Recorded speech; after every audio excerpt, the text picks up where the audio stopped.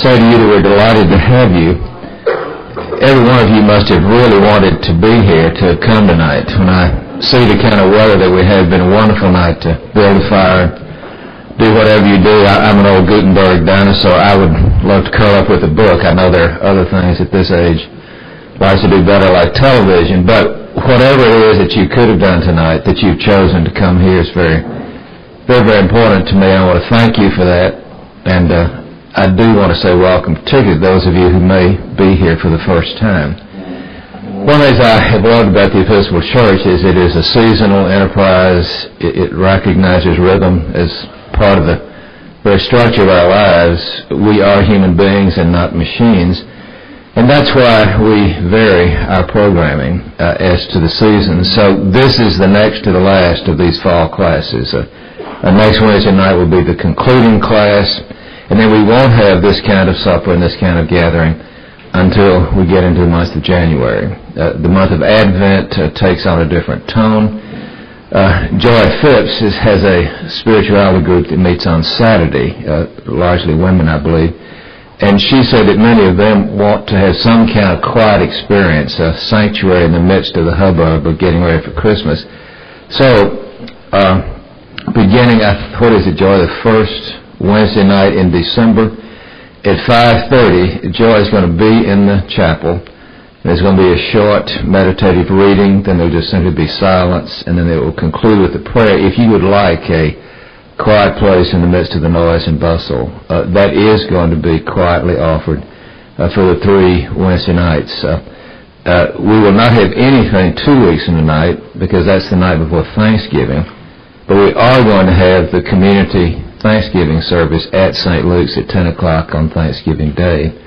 And it would really be nice if some of our St. Luke's members could be here. I realize lots of you travel and go, but if you'd like to join with the others of our community, this is something we've been doing for years, and it's a relatively brief service, 10 to 11 o'clock. The new minister, the new senior minister at Canterbury Methodist is going to be the preacher, Dr. Charles Gaddis, and I understand he's an excellent preacher. It's kind of the rule here in the Mountain Brook Ministerial Association that the new man on the block has to give the sermon, and he is the new man on the block, and so it's his time to do it. But that will be Thanksgiving Day, and of course we have so much that we invest in Christmas. And then beginning in January, we're going to have a series here that will be somewhat like what we've done in the past. We usually use this winter Epiphany season as a time to make ourselves aware of all the rich religious resources that are here in our community. And Benson Franklin has worked up a wonderful 7-week program, which we have asked the ministers of our neighboring churches here at Mountain Brook to come on successive Wednesday nights and tell us about their work as the body of Christ. You know, as wonderful as we Episcopalians are, we're not the only ones doing God's work. And in many ways we must give thanks for that, because we certainly can't bear the whole load. And Desmond's calling this loving our neighbors, and what it means is getting to know the contiguous parishes. I believe Father Rowan of the Roman Catholic Church is going to be our first speaker. But we have asked 7 of the senior ministers of Mountain Brook Baptist and Shays Valley Presbyterian, Canterbury. Charles Gass will be here one time. And I think that will offer us a wonderful way to get to know our religious colleagues. And we are, thanks be to God, part of a larger and larger body.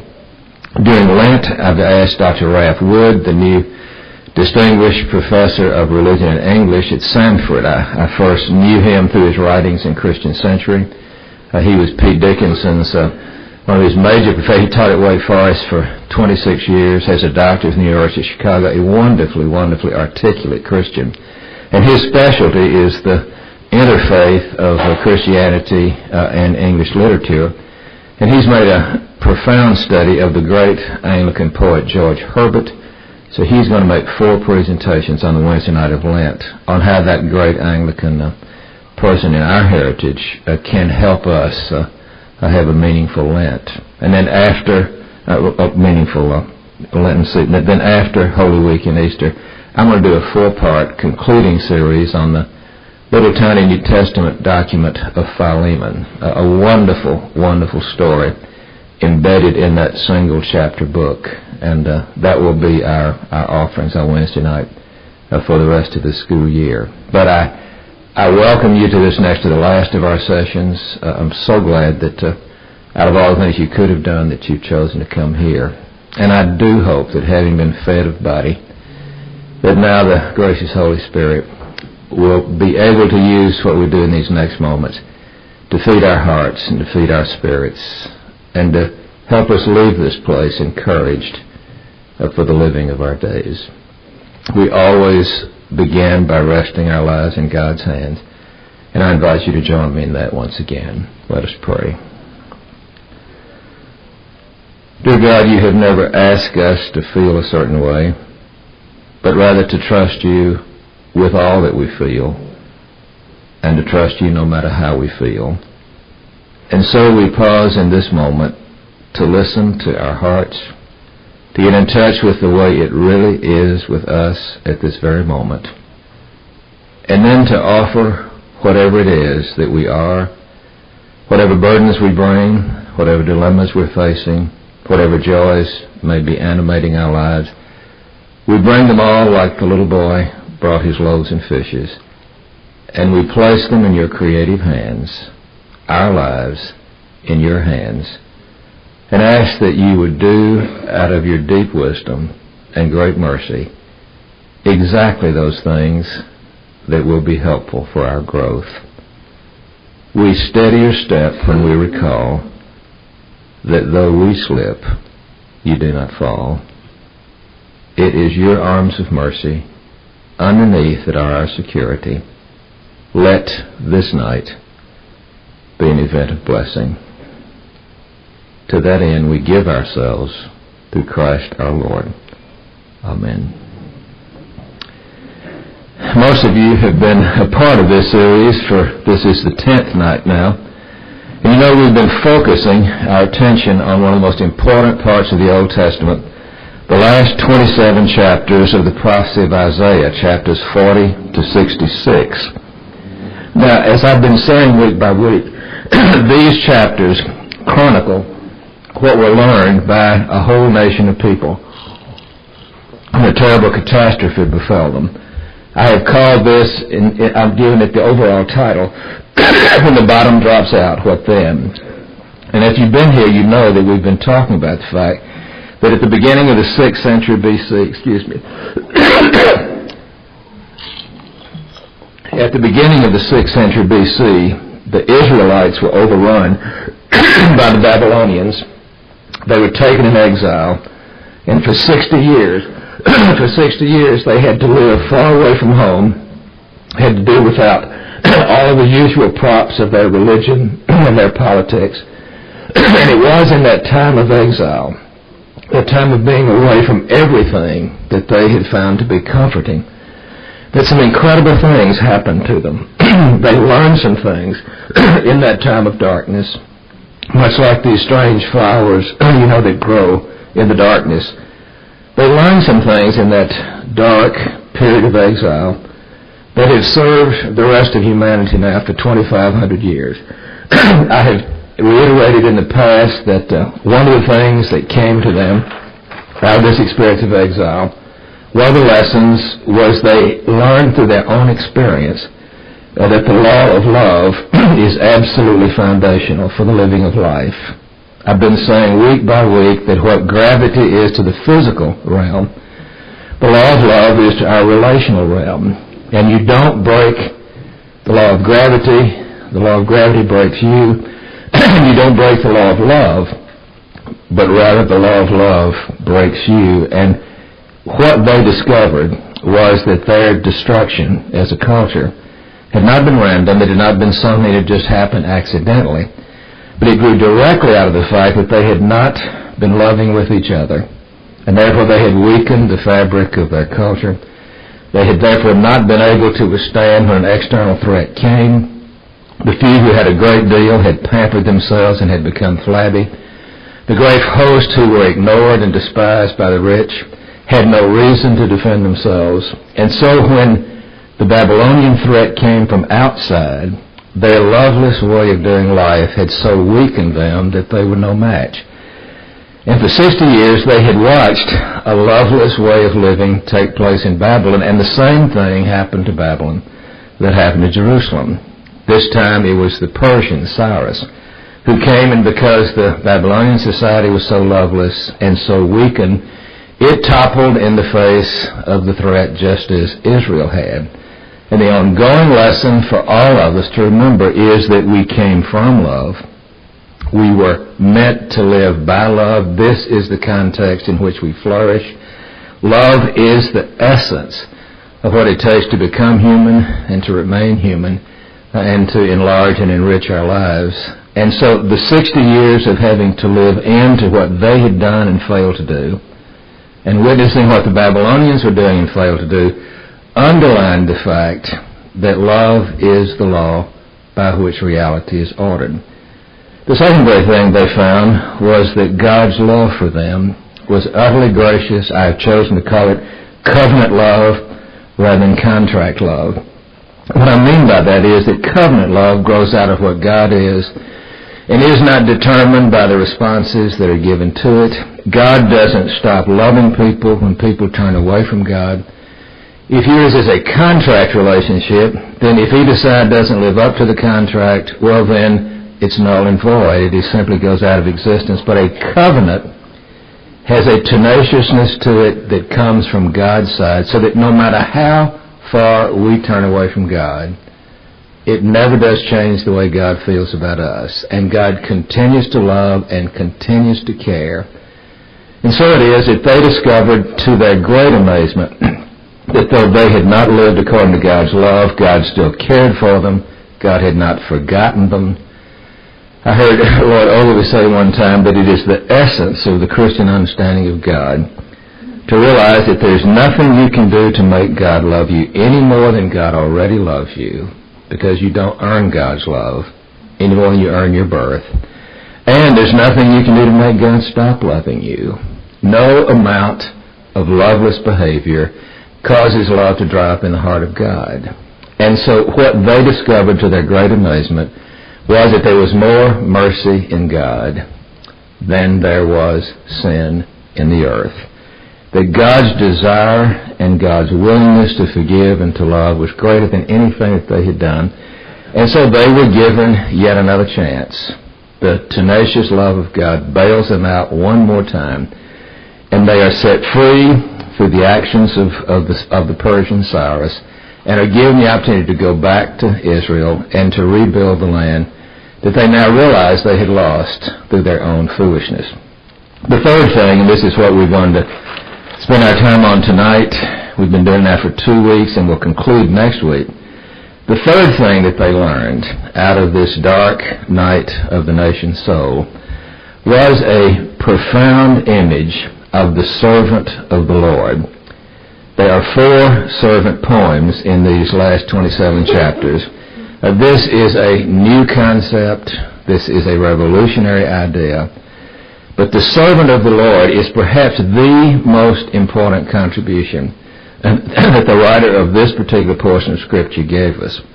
And as I said last week, this particular image of the servant of the Lord gives us a glimpse into God's nature in ways that had never been seen before. We see more deeply into what the mystery of Godness is through this image of the servant, because always, in all 4 of the poems, the servant is always depicted as God's creation. The servant comes into being as the servant is because God is what God is. So it gives us a glimpse into God's nature. The servant is the vocation that the nation of Israel had always been invited to fulfill. It goes all the way back to Abraham accepting the call from God, who said, I want to bless you, and I want through you to bless everyone.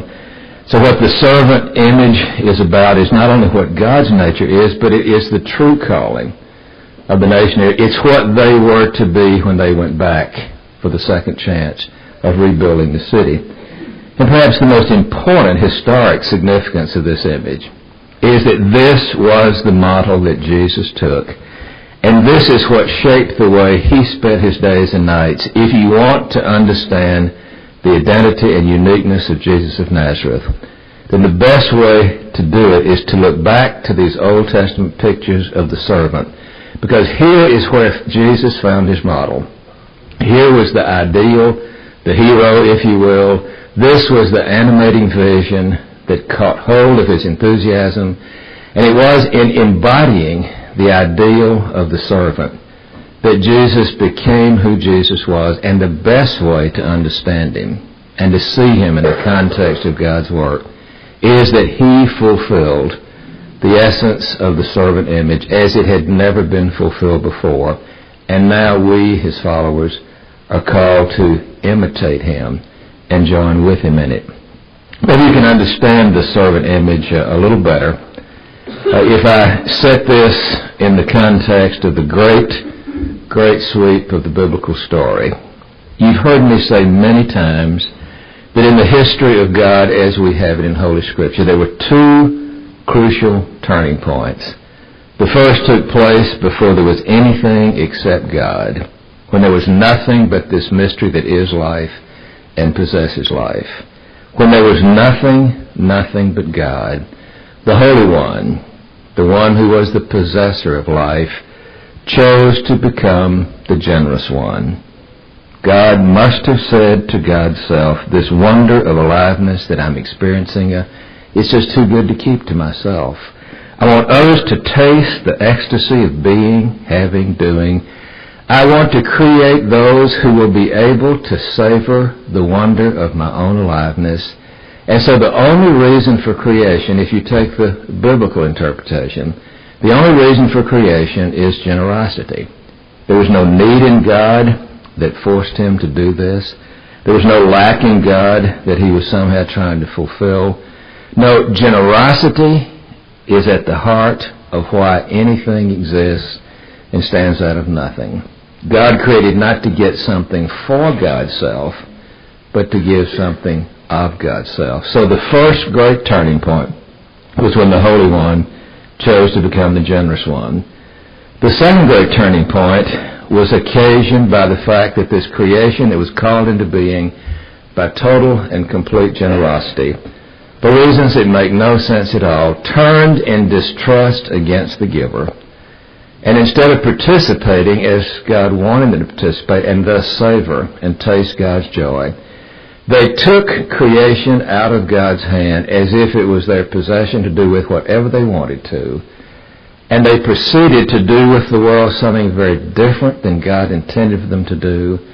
And so what happened was that God started with nothing and moved through chaos to form and beauty. And the evil spirit takes form and beauty and turns it back into chaos and back into the nothingness, which is the unmaking, the reversing of creation. Now, it broke the heart of God. This was not what the Holy One had intended. But because God is love, and because the only way we could savor his joy is to be free as God is free, then that was the risk that the Holy One had to run. And so in the face of what had been done to his original intention, the generous one was faced with, what do I do now that creation has gone amok, now that things have gone in an entirely different direction than I meant for them to go. And we know from some of the wonderful old stories in Genesis that God came that close to giving up and saying, I meant well when I did it, but it simply was an idea that did not work out. It seemed good at the start, but the evil of the human simply has destroyed it. And therefore I'm just going to let it go back into nothingness, and I'm going to forget that I ever had the dream of sharing my kind of joy. God came absolutely close, according to Genesis, to turning the world back into the watery chaos from which he had drawn the beauty and the order. But you know from the stories of Noah that the love that God had in God's heart and wanted to share won out over the great disappointment of what evil had done to creation. And so the second great turning point is when the generous one decided or chose to become the merciful one. When God decided that in the face of all that had been done against him, he still wanted creatures who could savor his kind of joy. And so the second great turning point, And the historic representation of this is when Abraham was invited to believe that it was God's nature to bless and to join with this God in the great adventure of learning how to experience His joy. The Holy One became the generous one. The generous one chose to be the merciful one and to stoop over with an unmade creation, a rite of destructiveness, and somehow try to wade into this mess and still realize the goal of human beings savoring and tasting God's kind of joy. Now, this produces, if you think about it, a very concrete and practical dilemma. How does the merciful one go about accomplishing this purpose? I have coined the metaphor, the alchemy of redemption. You remember alchemy, the alchemists were those earliest of scientists who had this great hope that they could take one kind of metal and find a way to turn it into something else, that they could take lead and iron and turn it into gold. It is a great dream that somehow the miracle of transformation can be effected. And what I want to call the alchemy of redemption was God wanted somehow to transform the creatures who had become enemies by their own distrust and by their own disobedience. He wanted to find a way to transform the enemy into a friend, to change the inner set of the heart from that which was against into that which is for. Another way of saying it, to take a rebel spirit and find a way to transform that into an intimate, loving, cooperative one. It is the ultimate challenge. Any parent who has experienced estrangement with a child, any person who's ever had somebody that you care for turn against you for whatever reason and become hostile and become absolutely over against you. You know the painful dilemma of wanting to love and yet finding yourself face to face with someone who does not share that desire and who is acting back in a very, very destructive way. And so the great dilemma that was faced by the generous one becoming the merciful one is, how can the alchemy of redemption, how can this take place, the transforming of the enemy spirit into that of a friend? Well, obviously, if you think about it, because we're talking here about something highly personal, physical external force is simply of little use in the alchemy of redemption. There is no way to force an enemy by power, by external coercion. There's no way to force an enemy to become a living and a loving friend. That is something that has got to come from the inside out. It cannot be affected from the outside in. Physical force can do many things. It can make many effects, but it cannot, in and of itself, turn a curdled spirit into a loving and a trusting spirit. And so God's dilemma was, how do I take this free creature that I want to know my joy, how do I somehow affect this transformation of spirit? And that's where the servant image emerges out of this particular piece of Scripture. The servant image, the suffering servant that we're going to think about tonight, is God's strategy for dealing with this dilemma. It is God's way of trying to effect the alchemy of redemption. The servant is God's saving strategy, therefore. All these poems that we have that describe the servant of the Lord is how God plans to try to do what God most wants to do. I take as my theological North Star, that is the point by which I get all of my bearings into the nature of the holy. I take Matthew 18:14. It is not the will of the Father that any should perish, but that all should come to the fullness of joy. That, I think, goes deeper and clearer into the intention and heart of God than any other piece of Scripture. It is not the will of the Father that any should perish. Now how is God going to effect that on creatures who are genuinely free, and God being love, being non-coercive. Well, there's a kind of hourglass theory that in the beginning of creation, all humanity, God wanted to know God's kind of joy. When they turned against him, but he decided to keep on keeping on, he calls Abraham, and through Abraham, he works through the descendants. But finally, this servant strategy comes down to one person, Jesus of Nazareth. He was the one who finally recognized fully who God was and lived out the servant strategy. And so once Christ had done that, then the church is part of that widening of the hourglass image. And the goal is that finally, exactly what God wanted in the beginning, all humanity, every knee shall bow, every tongue confess, God be all in all to everyone, the joy of God experienced by every creature that God had called out of nothingness.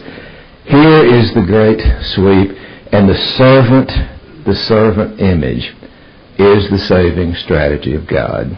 Now, in order to understand this, in order to understand the servant strategy, I need to explain that what it really amounts to is that here in this fallen creation that is nothing but a rite of destructiveness, the servant comes into this ghetto, if I can use this metaphor, is bussed into this ghetto where there is incredible destructiveness, and the servant comes with no other agenda save to bless and to help. And therefore the servant exposes himself to all of the destructiveness that is now the order of the day in a creation that has simply lost its moorings, and everybody's doing what they think is best in their own eyes, and nobody is regarding anything but his own good. They have ripped creation out of God's hand and are treating it like it's their own possession. So the servant comes into this ghetto, this rite of destructiveness. He allows all that destructiveness to be played out on his own personhood without becoming evil back. And it is in this coming to evil and absorbing evil and remaining loving that the goal of changing the enemy into a friend has the greatest possibility of happening. The suffering servant, the one who is willing to get close to evil and to bear the effects of evil and not become evil and stay loving, that is the saving strategy. That's what the servant image is all about. That's how we take away the sin of the world. And what I want to say is that the servant strategy comes as pure revelation. That is, it is not something another human being would have ever thought up. It has a divine origin to it. It is not our nature to want to move toward evil and to let evil do terrible things to us and to continue to let evil do terrible things to it. It really is a revelation. And what it involves is changing our understanding of what this whole process of suffering really is and what it can do. And I want to show you tonight in the 52nd and 53rd chapters of this inspired chapter, the most famous part about the suffering servant. I want to show you how the concept of suffering moves from something that human beings despise and something that human beings look on with nothing but disgust into a vicarious instrument in the hands of God, which is a means of bringing about this alchemy of redemption. The first attitude that any of us have towards suffering is to regard it as a baffling mystery. That is, any time we encounter suffering, our first reaction is to have an aversion to it. Our first reaction is to want to run from it. Our first reaction is to want to get as far away from suffering as we possibly can. And I'm sure you would agree that one of the first baffling problems that any of us face as we grow into adulthood is to realize just how much suffering there is in the world. And that raises the incredible question, how can this suffering be? Our first reaction to suffering is that it is absolutely a baffling mystery. It is something that we don't see any point in. It is something we want to run away from.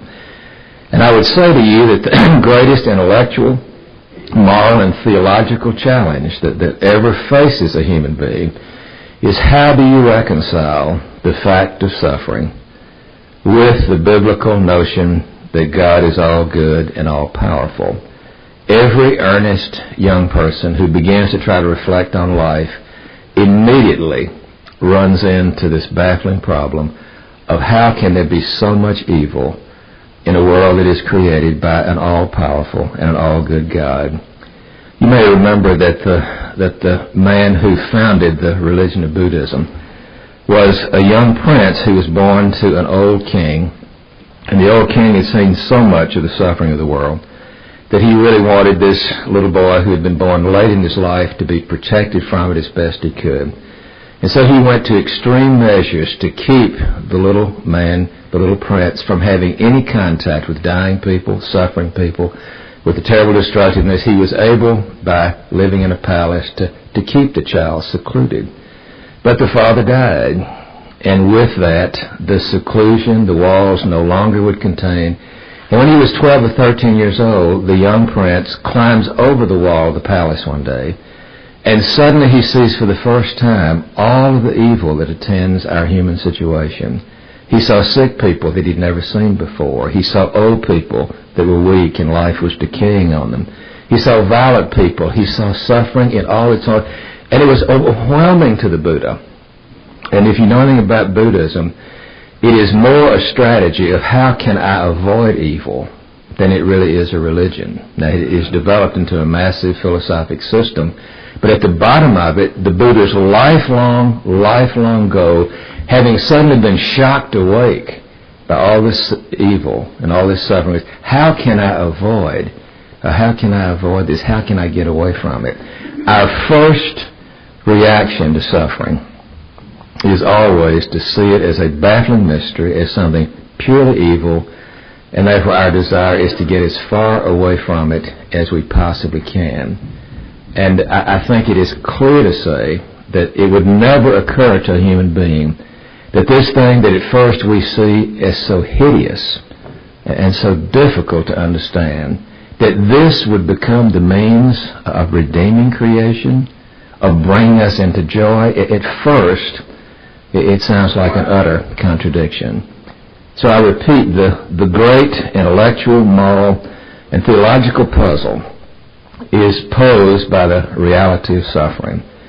Rabbi Cushman, who wrote a very well-known book on when bad things happen to good people, says in that little book that there are three affirmations that you find in the biblical vision. God is all-powerful, God is all good, and evil is real. And then he says you can't have all three of them. He said you can have any two of them, but you can't have all three. For example, you can say that God is all-powerful and there is evil, but he must not be all good, because if he could do something about it and he doesn't, then he's not good. Or you can say God is all good and evil is real, but then he must not be all-powerful. He must not be able to do anything like the rest of us. Or you can say God is all-powerful and all good, and then deny the reality of evil. And that's what the Christian scientists have attempted to do, to say evil is really an illusion, it's just something in your mind, and if you change your mind, then evil really doesn't have any objective existence. My favorite Christian Science story, I'll just pause for a minute and tell about this person who was sick and really had a lot of physical pain, and a Christian Science reader came by one day and said, I have the key that if you will put it in the lock and if you'll use it, it will make you into an absolutely healthy and joyful person. And the lady said, well, what is it? She said, okay, every day, get up and go to the window, raise it, inhale deeply of the fresh air that comes in from the outside, and then say and really believe, every day in every way I'm better. Do that for 30 days, really believe it, all your physical ailments will go away. Well, she came back 30 days later, and lo and behold, the lady is completely cured. She is absolutely whole, no longer any diseases or symptoms. And the lady says, I am so glad you came back, because I wanted to thank you. You gave me the key. She said, I got up every morning, went to the window, I inhaled deeply of all that wonderful air that was coming in. He said, I couldn't remember exactly what you said, so I just said, oh hell, I'm well. either way you want to put it, the whole idea is that evil is always in the mind and doesn't have any objective reality. But friends, how could somebody live through the Holocaust, for example? How could you, in the midst of that, and say that all that I'm saying is just an illusion, a perception in the mind? Now, my own way of resolving what the rabbi has posed is to say that he's right. And here's how I would resolve what has been an age-old dilemma. And that is, because God is love, that means God will not be coercive. And therefore, though God possesses all power, God is not going to use power coercively because God is love. And therefore, it is true, God is all good, there is evil in the world, and God is not all-powerful in the sense that God is going to turn every one of us into objects and roll over us like a flood would roll over objects, because then we would cease to have the capacity to know God's kind of joy. Let me also say that if evil is the great baffling enigma that every Christian person has to try to struggle to understand, for the atheist, the mystery of goodness is also a puzzling enigma. If you say, okay, there is no God, there is no purpose back of this universe, it's all just a random accident, then you have to account for how are there so many evidences of goodness in this world. If that is the true source of everything, how does somebody like Gandhi or Mother Teresa, or how does somebody like Francis of Assisi ever come out of absolute chaos? The tough issue for the believing Christian is how do you account for evil in the presence of an all-good and an all-powerful God? The problem for the atheist is how do you account for goodness on the premise of no God? In other words, there's going to be mystery and struggle either way that you go. I think if you'll let what the Bible says about God be your beginning point, that God is love, which means God is non-coercive, and He created creatures to taste His kind of joy, so they had to also be free, and they had to be loving, then it is that freedom that God bequeaths to the creature so that His goal might be possible. That's how evil came to be. It's not that God has created a flawed universe, and by some kind of tinkering of power can correct it. The problem is that we who were given life as a gracious gift have never looked into the face of the giver and realized that all He ever wanted was to bless us. If you ever sense that life is gift and it comes to us from one who wants to bless, then that does, I think, resolve the intellectual dilemma. But back to my point. Suffering, as we initially see it, is a baffling mystery. And so to say that suffering is going to become the instrument of redemption is a pure revelation. And the very first paragraph, which is in Isaiah 52, suggests that it comes from somewhere else. See, my servant shall prosper, he shall be exalted and lifted up, and shall be very high. Just as there were many who were astonished at him, so marvelous his appearance beyond human semblance, and his form beyond that of mortals, so he will startle many nations. Kings will shut their mouths because of him. For that which had not been told them, they shall see, and that which they had not heard, they shall contemplate. The spectacle of a suffering servant Messiah was absolutely an astonishing surprise. The second stage of suffering, as we try to understand it, is that we have tended to think of suffering as penal, that is, as punishment. That when you see people suffering, if the truth could be told, all of it, they have done something to violate the laws of reality, and that's why they're suffering. If you've ever read the book of Job, you know that this was the whole thesis of all these comforters who came to Job. Job was a righteous man, and suddenly all kind of catastrophes happened to him. And so everybody's conclusion was, Job must have had some secret sins that nobody knew about. Job did something wrong that has brought all this suffering on him. And when we began to cease to think of suffering as just a total mystery, and began to say there must be some kind of cause that's behind this effect, then the time-honored way is to look on suffering as a form of punishment, and to look on the sufferer as a person who has obviously done something wrong and therefore is getting what he or she deserves. Now, as I've already suggested in our studies, this is partially true. Much of our suffering grows out of the way we have taken God's creation apart and put it together in ways it was never meant to be put together. Every sin is a sin against love. Every time you and I act in a loveless way, either by the abusing of our power or being indifferent when we could use our power to bless, every time we are loveless, we break the law of reality, and suffering is going to follow. That was one of the things that Israel had to live into in the 60 years of exile. We, in part, brought this on ourselves by the way we ignored the law of love. So there is a kernel of truth in this second understanding of suffering. That it's not just an arbitrary, baffling mystery, not just an absurdity, that suffering is connected with the misuse of human power. But this is by no means the whole truth. Because if you'll think about it, so much suffering falls on the innocent. So many times it is not just the guilty person who takes life apart and puts it back together in the wrong way, and that if he suffers, but think of the children of an abusive alcoholic father.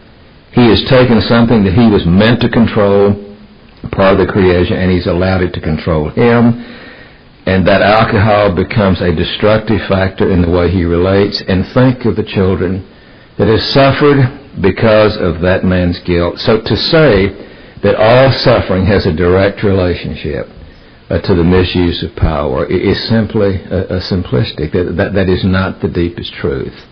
Suffering as penal is certainly one of the ways that humanity has judged suffering. And if you read the second paragraph of this great thing, it is obvious that when the servant, or let's say when Jesus suffered, at first people said, well, he brought it on himself. Who has believed what we have heard? To whom has the arm of the Lord been revealed? He grew up before us like a young plant, like a root out of dry ground. He had no form of majesty that we should look on him, nothing in appearance that we should desire him. He was despised and rejected by others, a man of suffering, acquainted with infirmity. And as one from whom others hide their faces, he was despised, and we held him of no account. In other words, he was judged guilty. It was assumed he brought it on himself. He made his own bed, and he had to lie in it. And so for the second way that suffering has been viewed, as we humans have come to understand it, is that it really is to be thought of as penal. But the third and the highest vision which the suffering servant brings into view, and this is absolutely astonishing to common sense.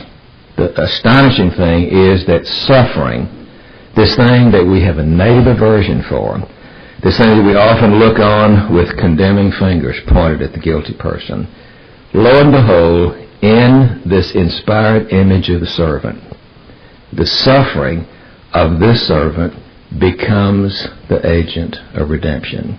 It becomes a way of God doing that alchemy of redemption, which is taking an enemy spirit and transforming this into a friend. Now, how does suffering do that kind of alchemy?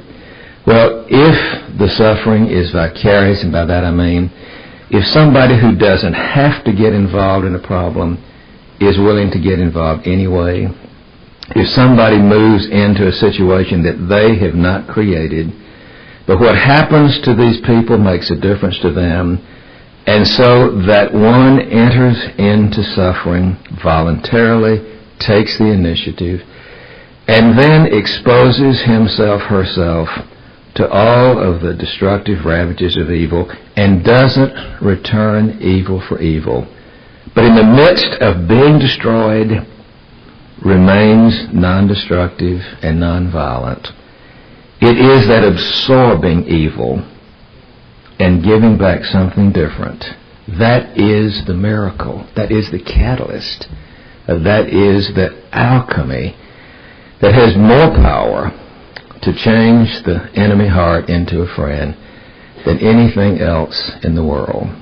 For somebody to care enough to come to me when I don't deserve it, for somebody to get involved in the consequences of my sin when they themselves are not sinful, for somebody to risk their well-being that they might somehow reach and rescue me. That comes from a love that is not deserved.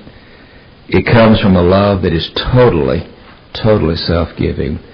And I'd like to suggest that this understanding of the suffering servant, that he was bruised for our iniquities, that the chastisement of our peace was upon him, that he was willing to enter into the consequences of our sin, not because he had to, but because he wanted to, and he did it in order to rescue and to change the way we feel in our heart of hearts. That is the saving strategy. One of the great words of the Old Testament is, without the shedding of blood, there is no remission of sins, no rectifying the bentness. I take that to mean that unless somebody who doesn't have to is willing to get involved in the messes that we have made, there is no chance of our getting out of what we have created. Some of you here who are my age or a little older may remember all the hoopla that developed years ago when a man named Floyd Collins in Kentucky ventured down into a cave that had never been explored. And he got trapped underneath in those cavernous things near Mammoth Cave. And his family realized he hadn't come back out, and so they became concerned. The radio had just been invented. And one of the first times that nationwide radio was ever practiced was reporters came to the mouth of this cave that Floyd Collins had ventured into foolishly. And they came and they made a national attention out of this man who had gone down into the depths of the earth and hadn't come back out. Now, the only hope of Floyd Collins ever being rescued was if somebody who didn't have to was willing to risk themselves to go down into that subterranean darkness and risk having the rocks shift on them as they had on Floyd Collins. Unless somebody was willing to risk the shedding of their own blood, that there's no way that Floyd Collins could ever be rescued. And that's exactly what happened about the suffering servant. We're talking about someone who is willing to go and expose himself and let evil do everything that evil is capable of doing and not becoming evil in return. I think you realize that evil is by its very nature contagious and voracious. Evil is never satisfied just to stay on one side of a relationship. Evil wants to get everybody into the contagion of its destructiveness. If you come up and slap me on the face, my first instinct is to feel such incredible indignation at this injustice that I decide to give you back a dose of your own medicine. I decide to let you feel like what it's like to be hit unjustly, and so I let your act of hurt prompt me to respond in kind, and what happens? Now both sides of the relationship have been infected. The guilty and the victim are now caught up in the same evil. Evil is contagious, it is voracious, it wants to encompass, and it wants to take over everything that it touches, and the only thing that keeps that from happening is if someone who is the victim of unwarranted suffering chooses not to respond in kind, chooses to absorb and then give back something different. You see, if we imitate evil because we're so outraged by it, we wound up enlarging evil. If, in order to defeat the beast, one becomes a beast, then bestiality is what is really won. And the servant, the suffering servant, is the opposite of that kind of reacting in a mirror fashion to what evil does. The suffering servant takes it and gives back something different. And I'd like to suggest tonight that evil never looks as hideous as when you see it played out on an innocent victim. One of the ways that this process works is that if I do something terribly destructive to another person and they don't do something destructive back to me, they are a kind of mirror to me, and I see in their suffering the horror of what I have done. And nothing has the power to show evil up for what it is than someone who is willing to take it and then give back something that is very different. I think I've told you about a time when I was student pastor years ago. I was still a Baptist, had a little parish up in eastern Kentucky. And there was a tenant farmer whose family went to my church. He didn't come. The family, the wife and children, came to my church. And the stories that I heard about him in the community was that he was a hard worker. He was very honest, but occasionally he would go on alcoholic binges and become absolutely violent. And when he got too much liquor in him, he just simply lost all control and did terrible, terrible things to anybody that was close around. Well, I tried in my young, innocent way to reach out to him, but I didn't get very far with him. But I'll never forget one Saturday night I'd gone down, and somebody called me to come over to this house of this tenant farmer. And when I went, I found this incredible, incredible situation where he had gotten on one of his binges. He had way too much to drink. He'd come home and had flown into a fit, and he had literally battered his wife and children until they were all bloody and they were all terrified. But when I got there, I found him sitting at the breakfast room table, weeping his heart out. And he told me that when he came in and did what he did to that wife and children, that suddenly the single light bulb that was hanging from the ceiling into the kitchen helped him to see the horrified looks on the faces of his children. He saw the bloodied countenance of this wife who had done nothing to deserve this kind of outburst. And he told me that night that when I saw what was happening to those innocent people, I suddenly saw myself in all the horror of this kind of behavior. And he said, "Preacher, I've got to have some help.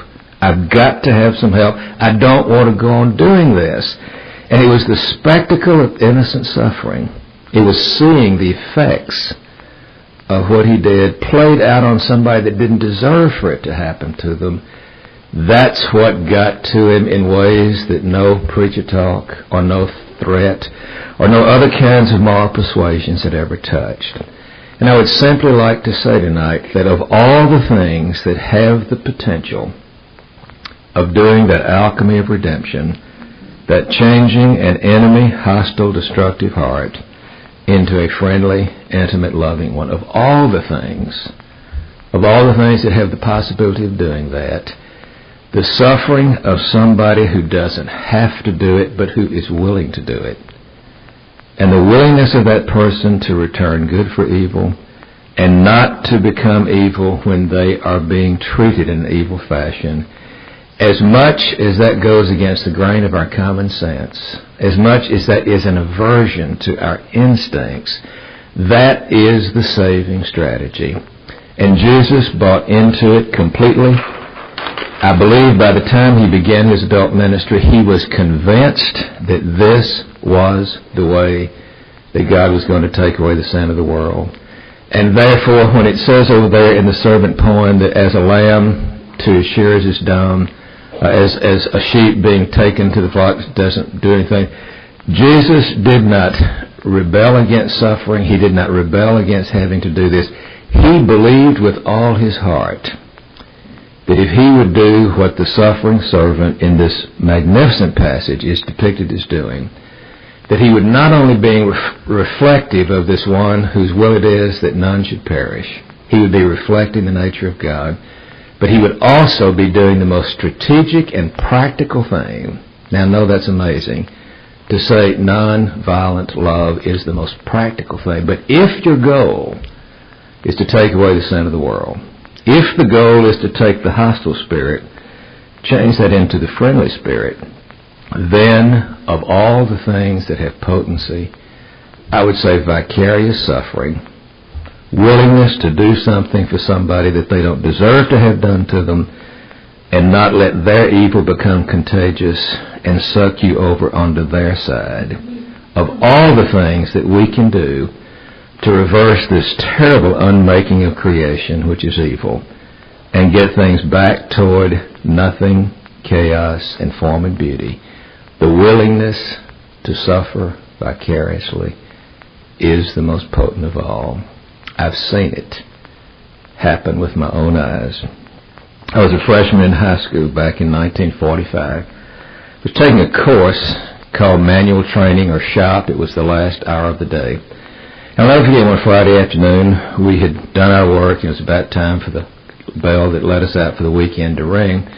And a group of us were standing around the desk in the shop there.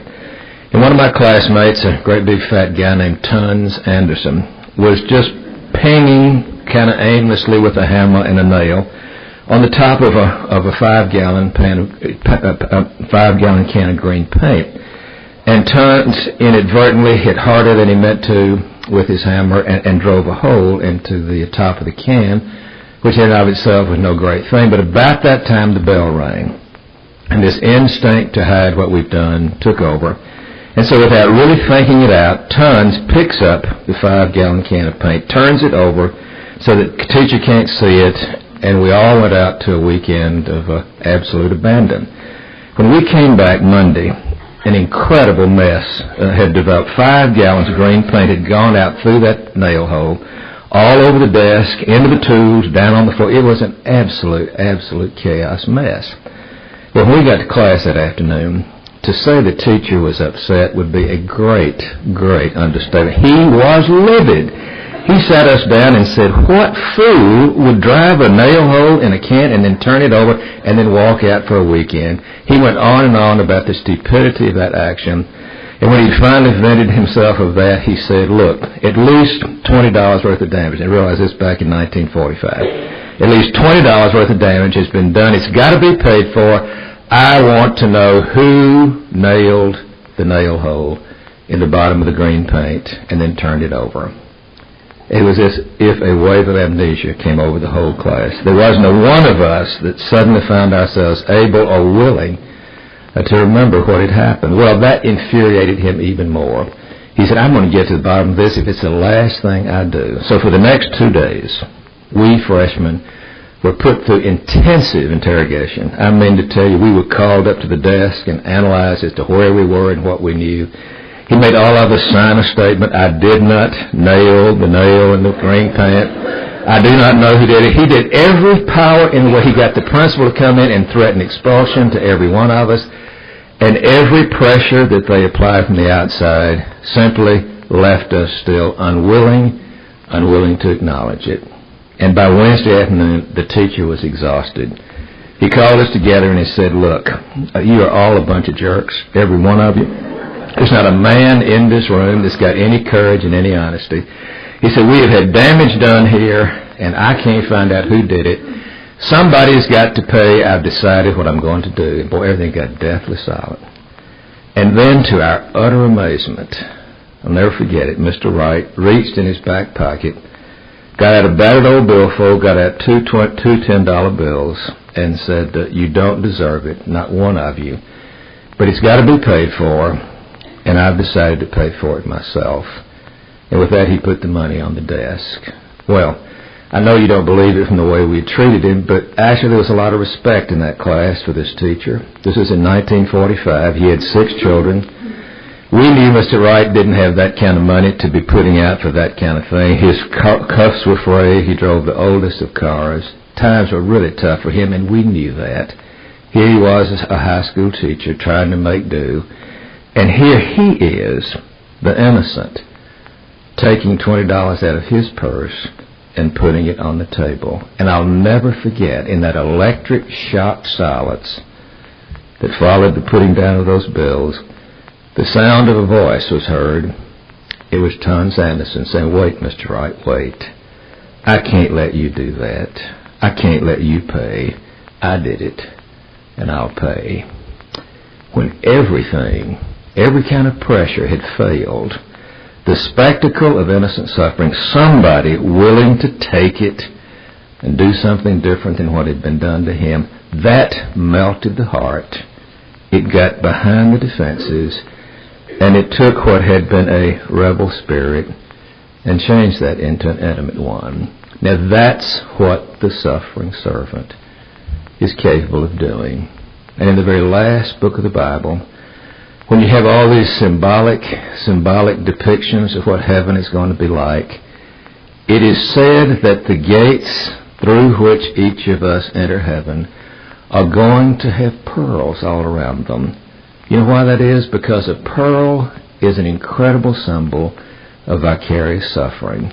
A pearl comes into existence when a gritty piece of sand gets inside the tender membrane of a little oyster, and it cuts, and in trying to defend itself, a secretion that is white begins to form around this little speck of sand. And finally, if enough is done, the little oyster has to give up its life, and it's washed up to the shore, and somebody opens it up, and lo and behold, there, as a monument to suffering that it didn't deserve, you have this magnificent jewel called a pearl. I think the reason the inspired writer said that the gates through which we enter into paradise are going to be encircled with pearl is because he was trying to remind us that if we are ever brought back to the joy of the Lord, it is going to be because he was bruised for our iniquities. He suffered for our transgressions. The chastisement of our peace was on him, and by his stripes we're healed. We are brought back from our rebellious state by that incredible suffering servant, that blessed Jesus, who came and gave everything that he knew and everything that he had, and we treated him like a dog. And he didn't become a dog, but he stayed that loving, vicarious person, and in him we saw what God is really like, and it melted our hearts, and it turned us back in what God has always wanted us to be, and that is his friend. Loving, intimate child and friend, because he wants to bless us. And once we sense that and receive it, we're home. But the road to home goes through gates